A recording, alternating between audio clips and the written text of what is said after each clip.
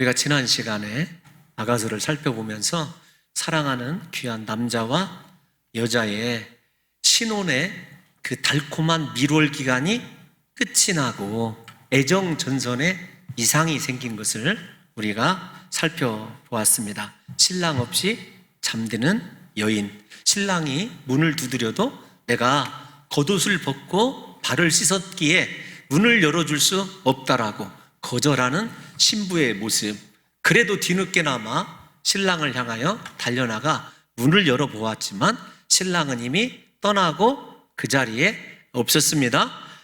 3장에서처럼 파수꾼을 만나서 내 사랑하는 남자가 어디로 갔는지 아느냐고 물었을 때 3장에서는 파수꾼들이 선하게 그 남편이 향한 방향을 가르쳐주고 다시 만날 수 있는 기회를 제공해 준 것처럼 우리가 그렇게 주었죠. 그러나 지난 시간에 살펴봤던 파수꾼들은 이 여인을 욕보이고 때리는 것으로 그렇게 본문이 맺어져 있었어요. 심각한 영적인 육적인 위기가 사랑하는 남편과 사랑하는 아내에게, 신랑과 신부에게 찾아왔던 것이죠.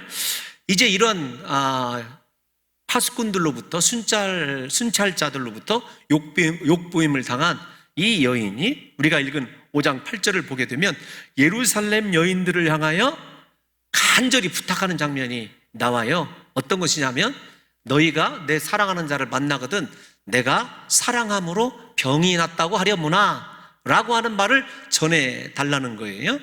여러분, 이 예루살렘 여인들은 아가서에서 언제나 코러스 부분이기도 하고 여인의 감정을 변호하는 역할을 해요. 그리고 여인에게 언제나 긍정적인 역할을 하고 있다는 것은 벌써 여러 번째 나왔기 때문에 우리 사랑하는 성도 여러분들이 더 이상 그렇게 깊은 어떤 또 다른 관점을 추구하지 않아도 될 것 같습니다. 사랑하는 남편과의 저 8절의 모습은 관계 회복을 굉장히 원하고 있다라고 하는 것을 우리가 생각하면 될 듯 싶어요. 이렇게 관계 회복을 원해서 내가 병이 날 정도로 사랑하는 남편을 사랑한다. 사랑하는 남편을 내가 너무 사랑하기 때문에 병이 났다. 여러분, 우리말 중에 상사병이란 말 아시죠? 그와 비슷한 병에 지금 걸려 있는 거예요. 이 말을 들은 예루살렘 여인들이 9절에서 이렇게 대답을 합니다. 9절 읽겠습니다. 시작. 여자들 가운데 어여쁜 자야, 너의 사랑하는 자가 남의 사랑하는 자보다 나은 것이 무엇인가? 너의 사랑하는 자가 남의 사랑하는 자보다 나은 것이 무엇이기에 이같이 우리에게 부탁하는가? 여러분, 이 여인은 솔로몬 왕과 결혼하였기 때문에 예루살렘의 모든 여인들이 부러워하는 여인이에요. 그래서 예루살렘 딸들도 여자들 가운데 어여쁜 자야, 이 말은 외모가 어여쁘다는 말도 들어있지만 네가 가장 선택받은 특별한 사람이라는 거예요. 그러면서 그녀에게 묻습니다. 뭘 묻냐면 너의 사랑하는 자가 남의 사랑하는 자, 즉 다른 사람의 남편보다 나은 것이 무엇이냐, 그 사람이 무엇이 너에게 그렇게 위대하냐라고 하는 점을 묻습니다. 그러면서 이렇게 대답을 해요. 너의 사랑하는 자가 남의 사랑하는 자보다 나은 것이 무엇이냐, 이런 겁니다. 어떻게 설명을 해야 될까요?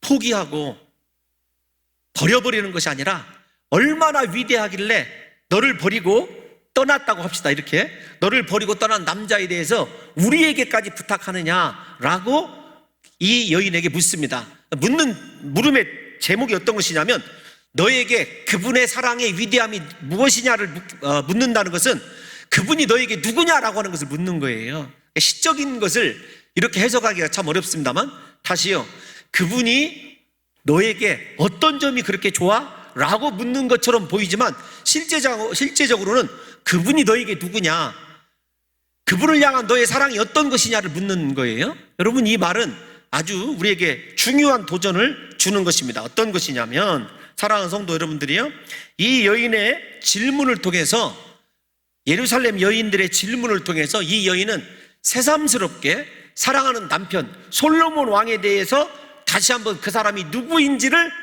그리고 내가 그분의 어떤 점을 사랑하는지를 묵상하게 되는 거예요. 그러므로 이 여인이 전에 사랑하는 남편에 대하여 생각지도 못했던 점들을 생각하게 하고 오히려 더 사랑이 새로워지는 그런 계기를 맞게 되는 것입니다. 그 질문이에요. 그래서 우리가 이 본문이 잘 아시다시피 아가서가 하나님과 이스라엘 백성들의 사랑, 하나님과 우리의 첫사랑이라고 생각한다면 우리가 때로는 신앙의 위기를 만났을 때 그분이 나에게 어떤 분이셨던가, 그분이 나를 어떻게 사랑하셨는가, 내가 그분과 첫사랑에 어떻게 빠졌었는가를 생각하면 우리 사랑하는 성도 여러분들과 제가 신앙적 위기를 벗어날 수 있어요. 그래서 언제나 이 질문은 우리의 질문이어야 됩니다. 내가 영적으로 힘들어질 때, 삶이 버거워질 때 하나님께서 나를 어떻게 사랑하셨는가, 내가 하나님을 처음 만났을 때 하나님은 나에게 누구이신가를 분명하게 생각할 수 있는 그런 삶을 우리가 살아가야 한다는 것입니다. 그래서 여러분, 예루살렘들의 질문이 여인이 사랑하는 자가 남의 사랑하는 자보다 나은 것이 무엇이냐라고, 이런 질문은요 사실은 여인에 대하여 다시 한번 과거를 돌아보면서 심령으로 새로워질 것을 분명히 우리에게 보여주는 것이라고 생각이 되어집니다. 사랑하는 성도 여러분들과 제가 혹시 이 여인처럼 하나님을 향한 사랑이 식어지고 예수 그리스도가 나를 사랑한다라고 하는 것에 대하여 의심이 갈 때 우리도 예수님이 나에게 누구이신가를 묵상하면 그 처음 사랑이 회복되는 역사가 일어나게 될 줄로 믿습니다. 그러니까 이 여인에게 예루살렘 여인들이 내린 처방은 무엇이냐면 하나님에 대한 묵상이에요. 다시 말씀을 드리지만 신앙의 힘을 잃고 인생의 위기가 왔을 때 하나님은 나에게 누구이셨던가, 그분이 나를 위하여 어떤 일을 행하셨던가 라고 하는 것을 묵상해 보면 우리에게서 그 안에 계시고 우리를 사랑하셨던 예수 그리스도의 그 은혜와 사랑이 회복되는 역사가 일어나게 될 줄로 믿습니다. 사실 아가서에서 예루살렘 여인들이 질문하는 것의 의도는요, 이스라엘에게 너의 남편 하나님이 다른 이방 사람들이 섬기는 신들보다 나은 것이 무엇이냐를 묻는 거예요. 여러분, 이게 아가서 유대인의 주석 탈굼이나 미드라시의 한결같은 해석입니다. 저는 그 해석을 믿어요. 그러니까 이 지금 아가서의 내용은 어떤 것이냐면 이방 땅에 끌려가서, 바벨론이라고 생각이 되어집니다만 바벨론에 끌려가서 포로 생활을 하고 있는 이스라엘 백성들에게 하나님 우리를 구원하여 주세요, 우리가 잘못했습니다, 하나님의 사랑을 저버렸습니다, 그렇게 낙심하고 실망에 빠져 있는 그들에게 이방 사람들이 묻는 거예요. 도대체 너희 하나님이 우리가 섬기는 하나님보다 나은 것이 무엇이냐, 그렇게 해석을 하고 있습니다. 뿐만 아니라 예루살렘의 딸들을 아가서의 유대인 신학자들은 이렇게 해석을 하더라고요. 선지자다. 그래서 그들이 선지자들에게 예루살렘 딸들을 선지자로 보는 거예요. 그래서 이 선지자들에게 부탁하는 겁니다. 선지자님들, 그대로 읽어드릴게요. 우리가 하나님을 얼마나 사모하는지 하나님께 말씀 좀 전해주세요. 진실한 회개를 통하여 하나님께 우리가 돌아가기를 원합니다. 우리를 대신해서 하나님께 간절히 기도해달라고 하는 부분이 바로 이 부분이라는 것입니다. 그래서 우리 사랑하는 성도 여러분들에게 다시 8절과 9절의 말씀을 정리해보면 신앙의 위기, 하나님과의 사랑의 위기는 언제나 우리들에게 올 수가 있습니다. 그럴 때 나를 사랑하셨던 하나님의 그 처음 사랑을 기억할 뿐만 아니라 하나님이 과연 내게 누구이시냐, 하나님이 내게 어떤 구원을 베푸시는가를 묵상하시면서 우리 사랑하는 성도 여러분들에게 그 묵상을 통해서 다시금 사랑을 회복시켜 주시는 하나님의 은혜가 임하시기를 예수님의 이름으로 축원합니다. 그 여인들의 질문에 대하여 이제부터 10절부터입니다. 6장 1절까지 우리가 앞에서 왓츠프라는 말 기억하십니까? 외적인 외모를 적나라하게 그렇게 문자적으로 기록하는 것이 이 왓츠프라고 그랬는데, 지난번에 여인에 대하여 우리가 생각해 보면 여인의 머리, 눈, 얼굴, 입, 목, 그 다음에 가슴 다 그렇게 순서적으로 묘사를 해줬어요. 오늘 똑같이 신랑에 대한 왓츠프가 나옵니다. 이 왓츠프는 외모에 대한 모습이 아닙니다. 다시 말씀을 드리지만 문자적으로는 분명히 외모에 대한 묘사예요. 신랑에 대한 묘사예요. 이번에는, 지난번에는 신부에 대한 묘사였다면 이번에는 신랑에 대한 묘사인데 그 묘사 또한 위에서부터 아래로 진행이 된다는 거예요. 그러나 이 문자적 신랑에 대한 묘사가 다시 말씀을 드리지만 영적인 나를 구원하신 하나님에 대한, 그리고 하나님이 나에게 베풀어 주신 은혜에 대한 묘사라는 것을 염두에 두시고 이 신랑에 대한 와치프를 쫓아오시면 좋을 듯 싶습니다. 10절을 먼저 한번 띄워놔 주세요. 한번 읽어보겠습니다. 시작. 내 사랑하는 자는 희고도 붉어 많은 사람 가운데 뛰어나구나. 구체적으로 머리에서부터 신랑의 외모를 하나씩 묘사하기 이전에 신랑에 대한 전체적인 인상을 말합니다. 어떤 거냐면 희고 붓다라는 거예요. 우리가 요한계시록에서 예수 그리스도를 묘사하는 걸 보게 되면 그리스도를 가장 많이 묘사하는 것이 밝음이에요. 빛입니다. 여기 힐고도라는 말이 밝다, 빛나다 그런 뜻이에요. 그러니까 예수 그리스도에 대한, 하나님에 대한 전체적인 인상이 빛이에요. 빛. 어두움이라고는 한 곳에도 없고 거짓이라고는 단 한 점도 없는 완전한 밝은 빛이신 그리스도를 희다라는 말로 그렇게 비유하고 있습니다. 여러분, 또 붓다라는 말이 어디에서 나오냐면, 물론 이 붉은색도 그리스도에게 많이 비유가 되지만 이렇게 생각을 해보십시오. 붓다라는 말은 생동감 있다, 살아있다, 건강하다라는 뜻이에요. 예를 들면 우리가 잘 아는 이 사무엘상에서 다윗과 그 다음에 골리앗이 전투를 할 때 이 다윗의 피부를 묘사할 때 붓다라는 표현을 많이 써요. 그 붓다라는 단어가 어떤 단어냐면 여러분들이 잘 아는 단어입니다. 히브리어 단어가 아돔이란 말이에요. 아돔, 에돔, 에서족속, 붉은 팥죽, 기억나십니까? 그 말이에요. 그러니까 저기 희다라는 말은 밝다라는 말이고 붓다라는 말은 생명이 넘치다 그런 뜻입니다. 우리 사랑하는 성도 여러분들도 마찬가지입니다. 다윗이 만군의 주 여호와의 이름으로 나갔을 때 그의 얼굴이 붓다라고 하는 말은 외적인 묘사이기도 하지만 하나님의 생명에 의하여 만군의 주 여호와의 이름으로 전쟁터로 나가는 그에게 생명이 있을 것임을 암시하는 단어로도 그렇게 유대인들이 해석을 하고 있더라고요. 나름대로 일리가 있습니다. 따라서 붉은 피부색을 의미하는 아돔과 빛나는 외모를 지칭하는 밝다, 빛나다라고 하는 이 짜으라는 이 남자는 전체적으로 보게 되면 그의 신랑인 솔로몬 왕이 어떤 거예요? 밝은 빛으로 가득하고 생명력이 가득한 그러한 첫 인상, 전체적인 인상을 가지고 있다라고 하는 것을 소개하고 있다는 것입니다. 그런데 외모가 어느 정도냐면 10절을 보게 되면 온 무리 가운데 있어도, 많은 사람들 가운데 있어도 뛰어나다. 어떻게 표현해야 되냐면 군계일학 이런 것입니다. 그러니까 아무리 많은 사람들 속에 섞여 있어도 그 빛남과 생명이 충만함이 두드러지게 보이는 것이에요.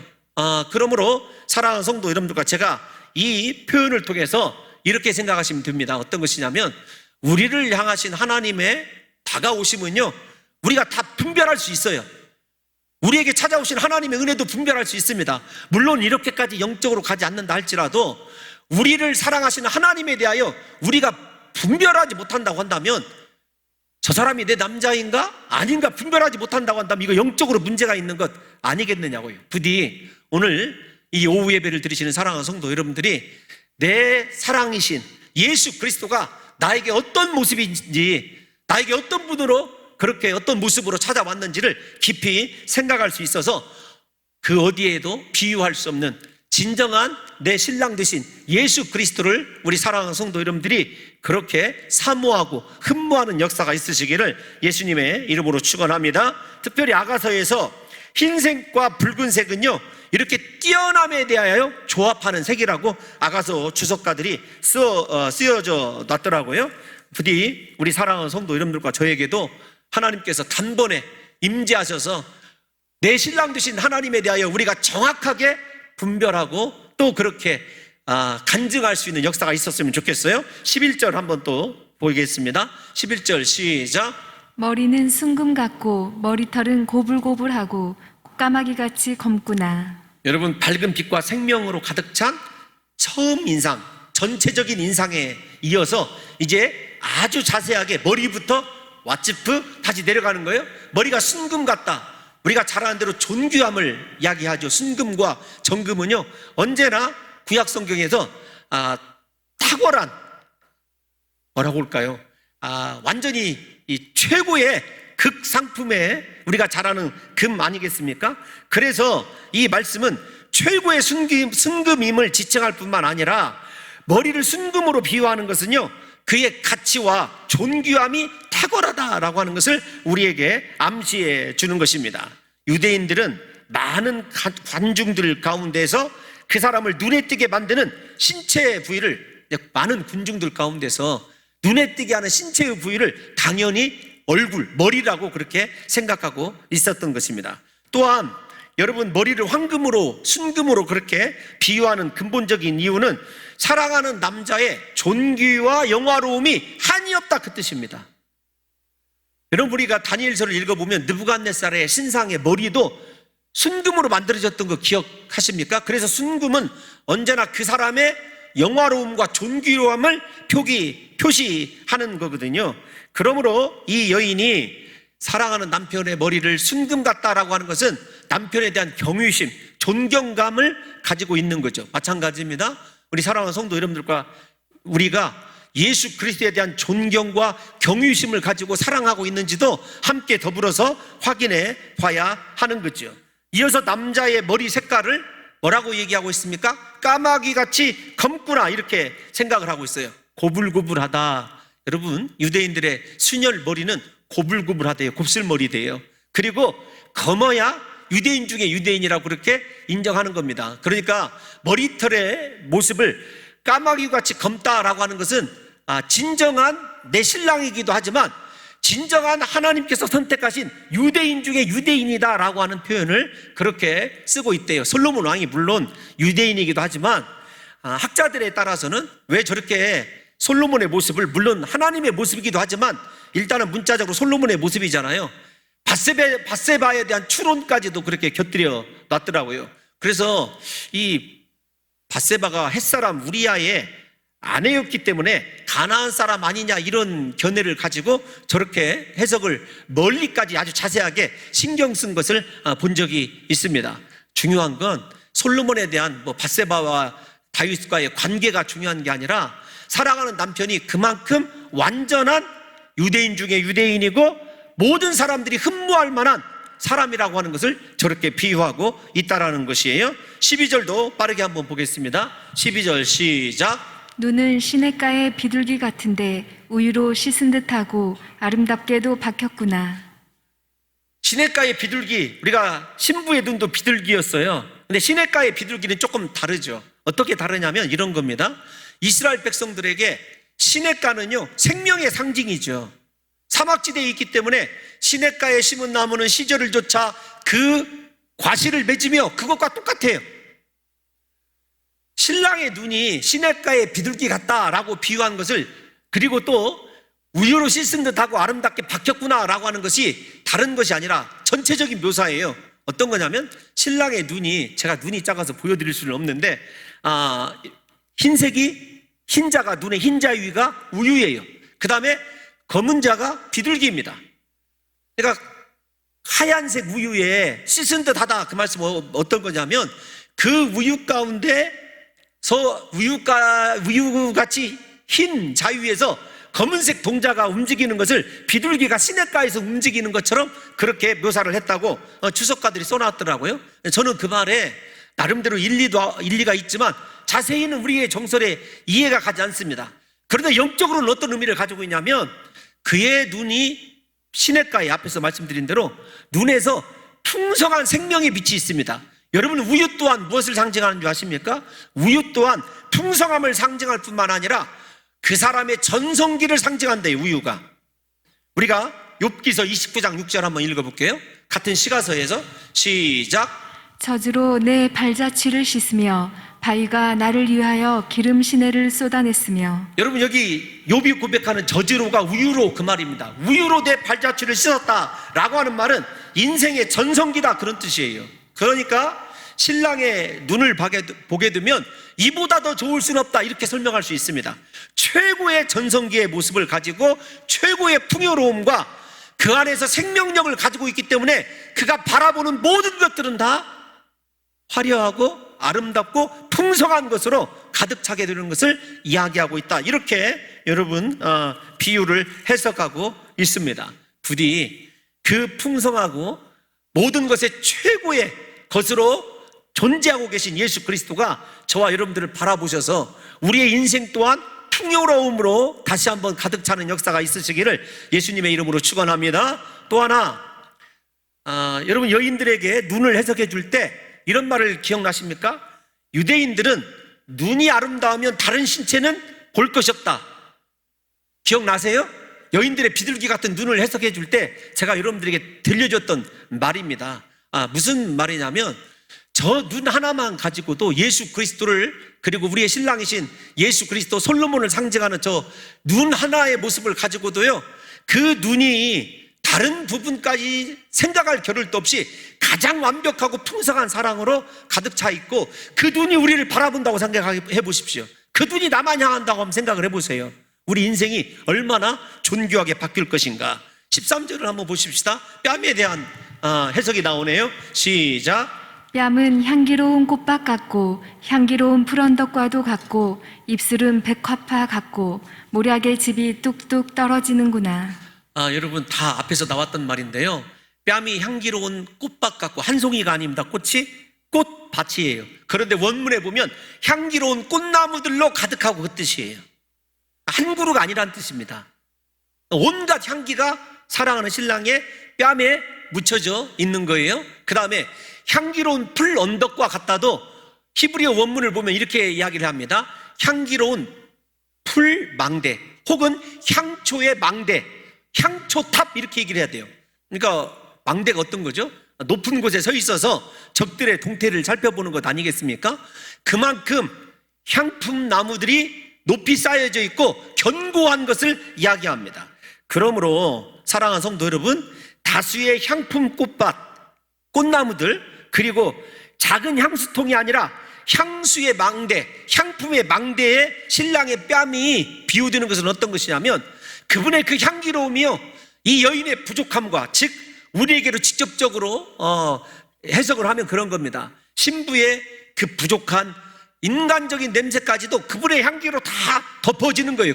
그분의 사랑에, 이렇게 생각을 해보세요. 사랑하는 남자와 여자가 남편의 지금 사랑하는 남자의 뺨을 그리워하면서 이 시를 쓴다고 한번 생각을 해보십시오. 그 신랑의 뺨에서 나는 향기가 자신의 누추한 냄새까지 다 덮는 장면을 한번 생각해 보세요. 이것을 그래서 알레고리인지는 모르겠지만 그리스도 예수를 만나고 그분과 사랑을 하게 되면은요, 우리의 모든 죄악의 이 냄새들이 제거가 되고 오직 그리스도의 보혈의 향기만 나타나게 되는 줄로 믿습니다. 여러분 일단 그렇게 가 있어서 저도 그렇게 따라갈 수밖에 없습니다. 또 하나, 입술은 백화파의 비유가 되고 있는데, 백화파 입술에 대해서 비교할 때 여러분 절대 우리의 기준으로 백화파를 희다고 생각하면 안 됩니다. 유대인들은 백화파를 붉은 것이라고 여겼기 때문에 입술은 붉습니다. 기억해 내셔야 합니다. 그러므로 사랑하는 성도 여러분들이요, 입술이 붉은색이다 라고 그렇게 표현을 하고 있고, 거기에서 몰약의 즙이 뚝뚝 떨어지는 거예요. 여러분 몰약이 무엇이냐면 포도주 색깔의 몰약인데, 거기에 포도주를 넣은, 포도주와 더불어서 향신료로 그렇게 함께 잘 배합한 것이 몰약이래요. 지난번에 한번 말씀을 드린 듯 싶습니다만은, 그러니까 붉은 입술에서 붉은색 포도주 같은, 그리고 그 포도주에 가장 향기로운 향기라는, 여러분 그 입술에서 떨어지는 몰약즙이 무엇이겠습니까? 그녀의 죄송합니다, 사랑하는 남편의 침을 이야기하기도 하고, 그 다음에 알레고리칼하게는요, 그 입에서 떨어지는 하나님의 말씀이다, 이렇게 해석을 하고 있는데 그건 좀 동의할 수가 없겠더라고요. 그러니까 남자 입술이 어떤 거예요? 최고급의 몰약보다도 달콤하다는 거예요. 사랑의 언어입니다. 마찬가지입니다. 사랑의 언어라는 말은 저는 공감을 하는데 어떤 거냐면, 우리를 사랑하셔서 주님께서 우리를 만났을 때 책망하시고 진노하시는 것이 아니라 우리를 가장 아름답고 사랑스럽고 달콤한 말로 격려해 주시는 그리스도 예수의 사랑을 이 본문이 그려내고 있다는 것입니다. 우리 사랑하는 성도 여러분들에게도 저에게도 예수님은요, 언제나 책망과 진노가 아니라 한없는 사랑과 자비의 음성으로 우리의 이름을 불러주실 것이고, 그 입에서 나오는 달콤한 같이 함께 가본다면, 알레고리컬하게 가본다면 달콤한 하나님의 말씀으로 저와 여러분들을 회복해 주시는 놀라운 역사가 일어나게 될 줄로 믿습니다. 여러분 14절 말씀을 한번 더 보도록 할게요. 14절 시작. 손은 황옥을 물린 황금 노리개 같고 몸은 아로새긴 상아에 청옥을 입힌 듯하구나. 여러분 황금, 머리도 황금이었어요. 순금이었지만 손도 황금입니다. 이따가 읽게 될 다리도 황금이에요. 이 중요한 의미를 가지고 있습니다. 황금 노리개라고 하는 이 노리개는 우리말 번역이 조금 이렇게 의외예요. 무엇으로 얘기하냐면 황금 둥근 막대, 그러니까 노리개가 사실은 둥근 막대에 가까운 거예요. 여러분 손이 둥근 막대처럼, 황금으로 되어 있는 막대처럼 견고하기도 하고 또 그 손이 존귀하기도 하다. 그리스도 예수께서 쉽게 말씀드린 이런 것입니다. 손으로 행하시는 것, 우리를 구원하시고 우리를 보호하시고 우리와 함께 하시는 전능하신 하나님의 손을 여러분들이 상징하면 좋을 듯 싶고요. 그 다음에 몸은 아로새긴 상아에 청옥을 입힌 듯하도다. 청옥과 아로새긴 상아는요, 유대인의 관점에서 보면 단단함의 상징이래요. 그래서 여러분 저 본문을 이렇게 해석을 해놨더라고요. 제가 그대로 읽어드릴게요. 몸은 아로새긴 상아에서 몸은 사실은 배를 가리킨다. 배를 이야기합니다. 그러니까 몸통 이렇게 얘기하지만 배를 얘기해요. 그 다음에 여러분 이 남자의 복부, 즉 배가 상아처럼 잘 단련되어서 평평한 모양을 가졌대요. 그러니까 배 나온 남자는 아니에요. 특별히 하나의 근육을 가지고 있는 남자는 더더욱 아닙니다. 근육이 몇 개로 나뉘어져 있는 걸 얘기하냐면 6개로 나뉘어져 있는 것을 얘기해요. 배 근육이. 우리 사랑하는 남자 여러분, 배를 한번 만져보세요. 평평하다면 여기에 해당되는 거예요. 그런데 만약에 평평하지 못하다고 한다면 문제가 있는 거죠. 그만큼 사랑하는 남자의 모습이 완벽하다는 것을 얘기해요. 우리가 잘 아는 대로 상아도요, 존귀함의 상징입니다. 이 말씀이 버릴 것이 하나도 없는 신랑 예수 그리스도의 모습을 우리에게 보여주고 있는 거예요. 그래서 제가 이 주석을 읽으면서 이런 생각이 들더라고요. 아니, 상아처럼 잘 단련되어서 평평한 모양을 가져주는 이 배가 상당히 잘 단련되어서 근육으로 조화를 이루며 살없이 보기 좋은 형태. 일단 저는 아닌 것 같아요. 부디 우리 사랑하는 남자들이요, 이 말씀을 읽으시고 각성하셔서 오늘부터 여러분 하나밖에 없는 그 근육을 6개로 조각내는 역사가 또 함께 일어났으면 좋겠어요. 이 말씀을 통해서 다시 정리를 해드리면, 구원하는 팔은 너무도 존귀해요. 그 다음에 그분의 그 배와 상아와 청옥에 비유된 것은요, 너무도 귀중함을 이야기하고 있다라는 것이죠. 이 말씀을 읽어보면서 도대체 이렇게 시적으로 그만큼 사랑하는 남편에 대해서 아름답게 찬양할 수 있는 사람이 누가 있을까? 또 하나, 우리가 예수 그리스도의 사랑을 입으면서도 그리스도가 내게 누구인지, 그분이 나에게 어떤 일을 행하셨는지 이렇게 자세하고 존귀하게 그리스도를 찬송하고 묘사할 수 있는 성도가 과연 몇이나 될까? 여러분들에게 예수님은 누구이십니까? 예수님을 어떤 모습으로 그려내실 수 있느냐고요. 빠르게 진행을 해볼게요. 15절 말씀 함께 읽어보겠습니다. 15절 시작. 다리는 순금 받침에 세운 화반석 기둥 같고 생김새는 레바논 같으며 백향목처럼 보기 좋고. 아멘. 여러분 마지막으로 다리가 어떻게 됐어요? 순금 받침. 앞에서 얘기했습니다. 머리, 팔, 다리가 순금이라는 것입니다. 사랑하는 성도 여러분들이요, 이것을 다시 말씀을 드리지만 순금으로, 황금으로 표현하는 것은 우연이 아닙니다.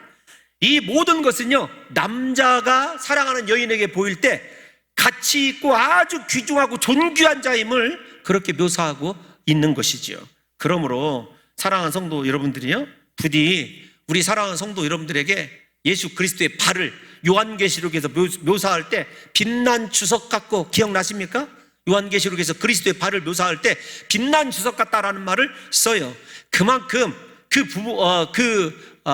이 본문을 해석할 때 예를 들어서 말씀을 드렸지만, 우리를 붙드시고 우리를 지탱하고 계시고 안고 계시는 예수 그리스도는요, 절대로 변함이 없으신 분이세요. 그 사랑을 우리 사랑하는 성도 여러분들이 확인하셔서 인생 내 힘으로 내 발로 그렇게 살아가려고 하지 마시고, 나의 완벽한 사랑이신 그리스도 예수의 품에 안겨서 그리스도께서 저와 여러분들을 이 험난한 세상에 안고 움직이시는 귀한 사랑의 역사가 다시 회복되시기를 예수님의 이름으로 축원합니다.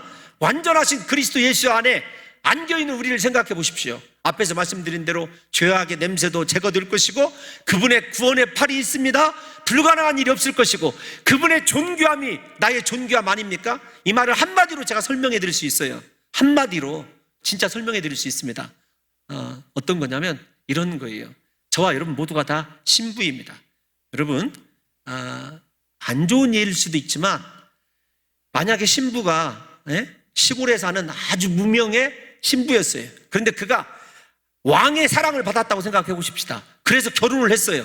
그러면 결혼했을 때 결혼한 그 사람을 바라보면서 고관 대작들이 아이고 저 시골에 있는 처녀가 이렇게 얘기하겠습니까? 왕비님 왕비님 하면서 높여주겠습니까?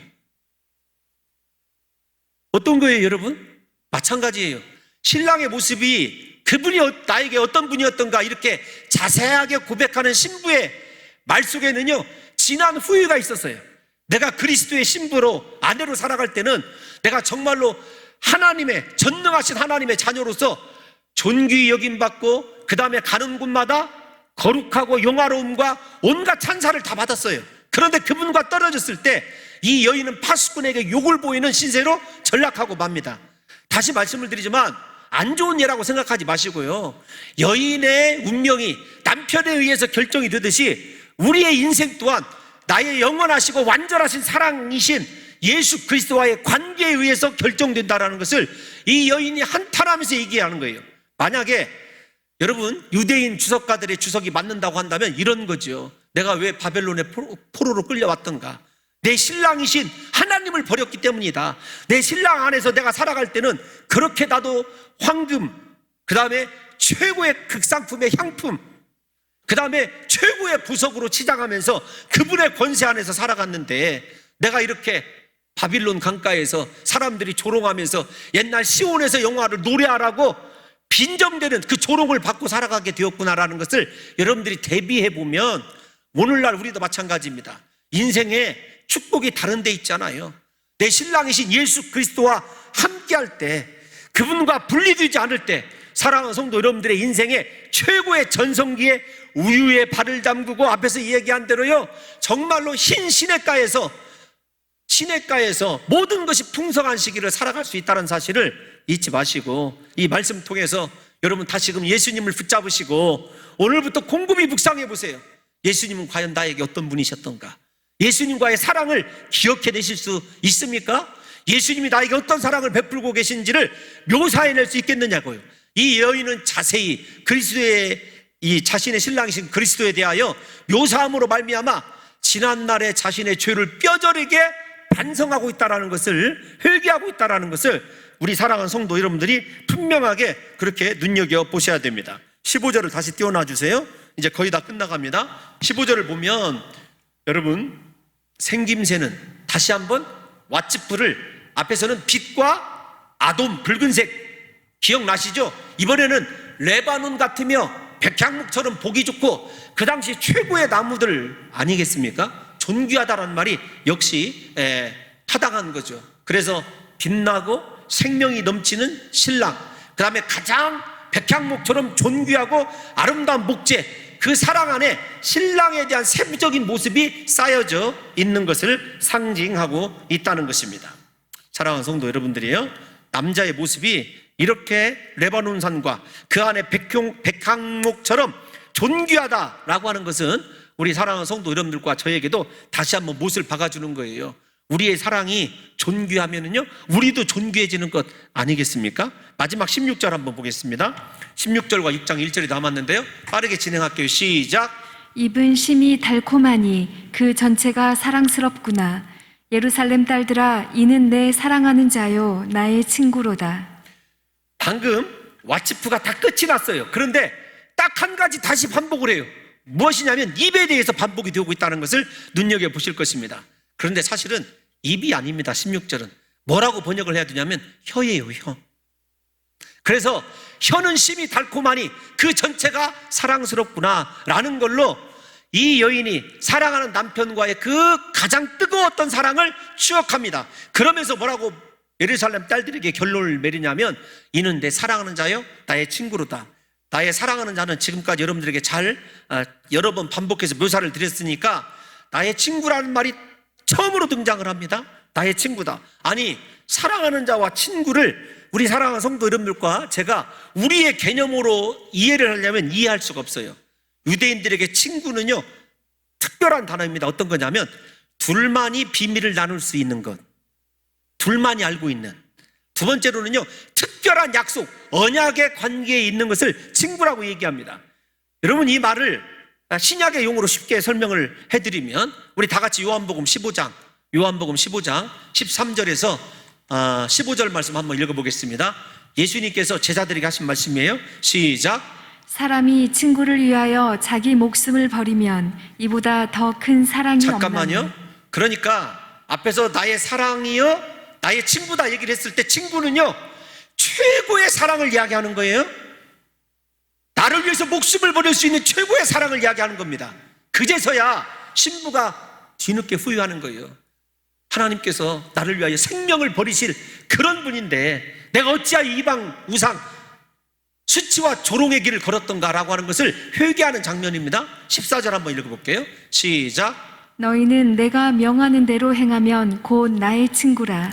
여인이 그러므로 친구다라고 하는 것을 개념을 썼을 때는요, 신랑과 둘만이 알고 있는 언약의 관계에서 언약을 깨트린 것, 즉 말씀대로 행하지 아니한 그녀의 회개가 포함되어 있다는 것이 나의 친구라는 말 속에 포함되어 있습니다. 마지막 15절 한번 읽어보겠습니다. 시작.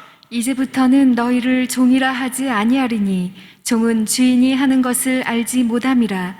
너희를 친구라 하였노니 내가 내 아버지께 들은 것을 다 너희에게 알게 하였음이라. 여러분, 제자들은 아버지께로부터 예수님께서 들은 말씀을 다 알고 있어요. 그러니까 예수님과 제자들은 하나님이 전해주신 말씀을 다 알고 있는 거예요. 일종의 친구라는 말 속에 포함되어 있는 비밀에 둘만이 알고 있는 비밀이 있는 거예요.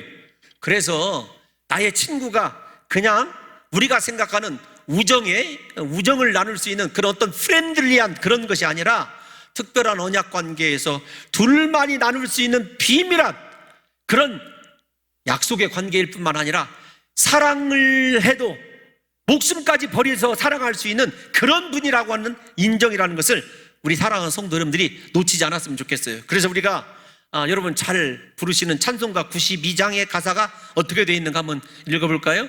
시작. 위에 계신 나의 친구 그의 사랑 지긋하다. 이는 예수 그리스도 나의 구주 나의 친구. 사랑하는 나의 친구 늘 가까이 계시도다. 그의 사랑 놀랍도다. 변함없는 나의 친구. 한마디로 그래서 친구는요, 나를 위하여 목숨도 버릴 수 있는 놀라운 사랑의 총집결제의 단어라는 것을 우리 사랑하는 성도 여러분들이 이해하셨으면 좋겠습니다. 마지막 6장 1절 함께 보겠습니다. 시작. 본문 6장 1절 시작. 여자들 가운데에서 어여쁜 자야, 내 사랑하는 자가 어디로 갔는가? 내 사랑하는 자가 어디로 돌아갔는가? 우리가 너와 함께 찾으리라. 예루살렘 여인들도 신부의 말을 듣고 이제 함께 신랑이신 예수 그리스도를 찾게 되는 놀라운 반전으로 이어지게 되는 것을 보게 됩니다. 그러므로 사랑하는 성도 여러분들이요, 내가 만난 하나님, 그분이 나에게 어떤 분이신가를 증거하는 삶을 통해서 다른 이들도 함께 그리스도 사랑 안에서 남은 생을 아름답고 복 있게 생명으로 가득하게 살아가게 될 것이라는 사실을 믿으시고, 저와 여러분들이 영원한 나를 위하여 목숨까지 버리실 하나님, 내 첫사랑이신 그 하나님을 놓치지 아니하시고 부디 그리스도 안에서 남은 생에 가장 복되게 살아가시기를 예수님의 이름으로 축원합니다.